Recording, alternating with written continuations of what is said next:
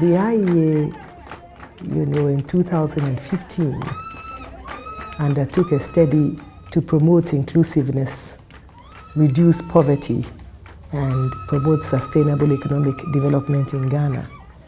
And based on the background study we undertook, we realized that although women constitute over 51% of our society, they were the most marginalized in economic development in Ghana.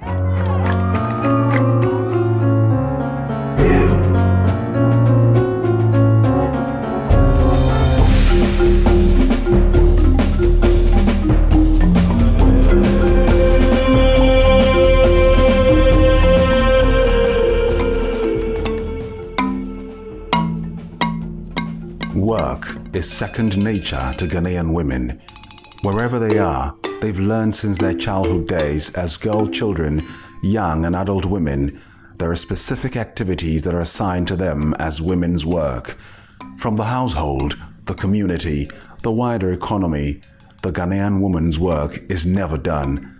The work women do, particularly in northern Ghana, cannot be overemphasized. They can be found in all sectors of the economy. In the informal sector, they act as farmers, traders, or homemakers. In the formal sector, as teachers, nurses, or office executives. As a culture, and that's the way that we are brought up, generally women are more of caregivers. Be at home and take care of the family needs in terms of feeding, in terms of sanitation, in terms of those who are sick and the elderly. So that takes a very strong part of what women are supposed to be doing. Every home or every economy, women are usually the spine, because almost every sector you go, you find women there. Especially the informal sector, they are the majority. Think of farming, weaving, tailoring, and they are mostly the breadwinners of the families. We use the money to help our children in school. That's one important. We use it to buy ingredients to help our husbands for cooking and other household petty things. We can use it to help. To be very honest with you, the women does almost everything in the family. Apart from feeding the children, the women take care of the children, even in education. And yet you can say that the work that women do in these areas have not been so valued. We call them housewives. That's the main role of women in this area. Most of the women are not educated, so they don't have employable skills whereby they can seek government employment. A lot of them are into business ventures. Despite the important role of women as economic actors in the northern part of Ghana, they remain among the poorest in the country. We settled on the 3 northern regions because those regions are amongst the regions that are the most deprived and underdeveloped. And women there were faced with a number of barriers, serious constraints that impeded their participation in economic activity. Women are marginalized and their potential is inhibited by several socio-cultural and economic factors. These factors can be linked to certain cultural practices prevalent in the northern regions of Ghana. Some of the cultural rights are widowhood rights, female genital mutilation, and these things also affect them economically. For example, if you happen to lose a husband and you have some economic activity, it means it can take you more than 1 year before you can go back to that your economic activity, because you might have been playing some cultural rights in the funeral house, either as a widow or helping the family to carry certain things because of a funeral. During my Pito bearing days, I had lots of customers, but after my husband died and I went through the rituals for almost a year, I realized I had lost most of my customers because of the perception people generated about me. So I lost courage and stopped the business. Some women are accused of witchcraft and are sometimes brutalized and beaten. They usually flee to witch camps in order to avoid being lynched. Such camps can be found in Bunyasi, Gambaga, Nyani, Patinga, Kukuo, and Nabuli, all in northern Ghana. Back home in my community, when someone was sick, they pointed fingers at me as the cause. This happened severally, so I decided to leave. Before then, I was farming, brewing pito, and selling millet. Many times, I doubled or tripled the profits. People really appreciated my business. But now, everything has just fallen apart, just because some people got up and labeled me as a witch. Immediately, that woman is banished away from your community. The little that she was eating, the little what she was depending, everything is destroyed. She will come here and start afresh. And even coming here is a difficult thing because you have left your family, you are now in a new place. Thinking about the thing they have tacked, they tack on you, a witch. How do you even sleep? Early and forced marriages also hinder the economic prospects of women in the northern part of Ghana. The prevalence rates of early and forced marriages in Ghana showed that the Upper East region had the highest at 50%, followed by the Upper West with 39% and Northern with 36%. I was 16 years when I got married off, so I could not complete school. I don't have any work to help me take care of myself and my family. If a man is there in a family and he cannot take care of the house, he thinks that the daughters will go and marry for he, the man, to make money. And you know something, one funny thing about us here is that when your daughter goes to marry, you are being paid 4 cows. That is the tradition. So people use that as an advantage to enrich themselves and they are gone. It affects economical growth because people will not go to school. If your daughter is up to 12 years, 18 years, and you think she should advance in school and she's given out for marriage, how does that help? It is abominable for a man to be seen performing household chores or helping his wife to perform some household duties considered as women's work. They don't support women, that's why. But we do complain to them. But they say we should do it. It's our work. Well, that is, our traditional setup. Generally, a man is not supposed to be doing the perceived work of women, like cooking or washing of children, or even washing dishes in the house. It's unheard of for a man to do that. If you are found doing women activities, they look at you as a woman man or somebody who has no work to do. Because when men are outside doing things, then you will be found in the house helping your wife to do things. That's why they say if you cannot have one wife, they marry 2 wives to enable the women do lesser work in the house. I went to get firewood for my wife to cook and fell down from the tree in an attempt. The villagers said I was following my wife like a dog, and so I deserved it. Because of that, they refused to help me. They are always laughing at me. It's ignorance. And just what I said about the culture, the religion, and the socialization.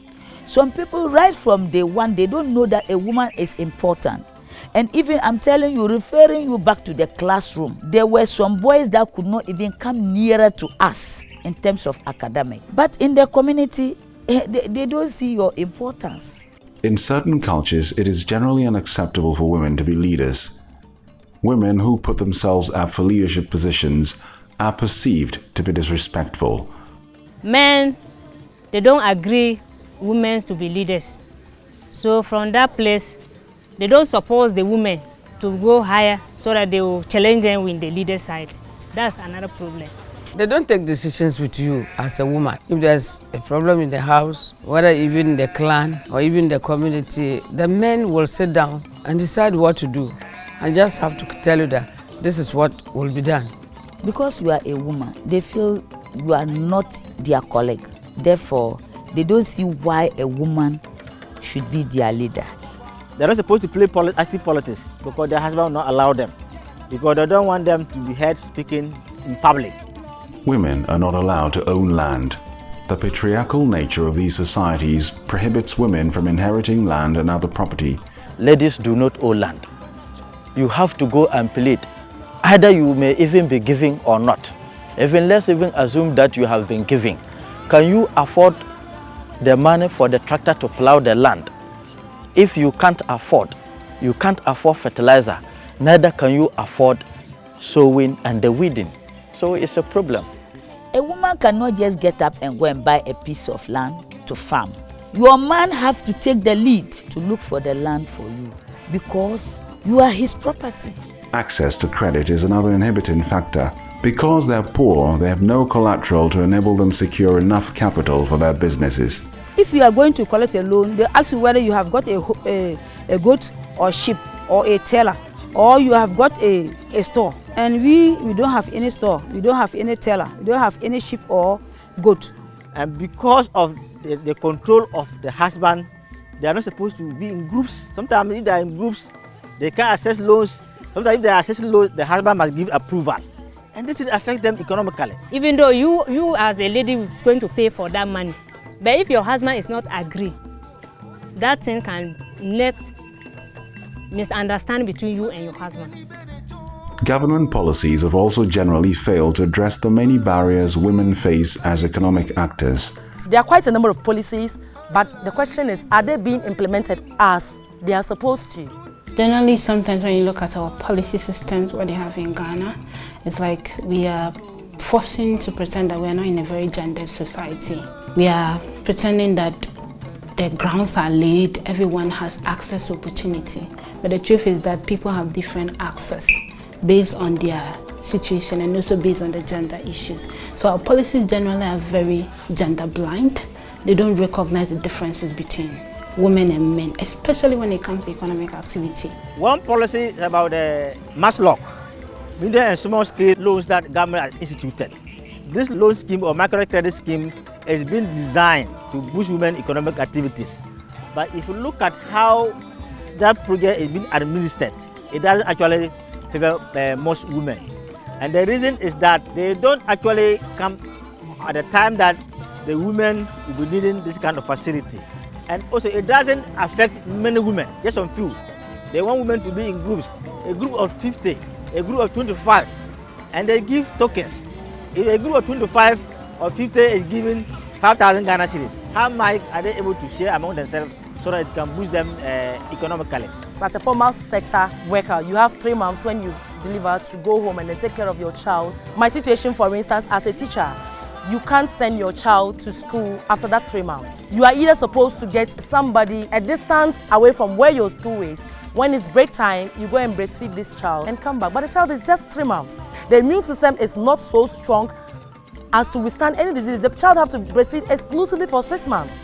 And you are not expected to carry this child into your classroom. But if the director of education or any officer comes and then meets you with this child in the class, you would have an issue. If you also look at the National Health Insurance Scheme, women are paying premium as equal as the men. And as a result of their low income status, they are not able to access it as compared to men. Clearly, for these women, their continued ability to confront economic hardships is itself a pointer to their sense of accomplishment as critical economic actors.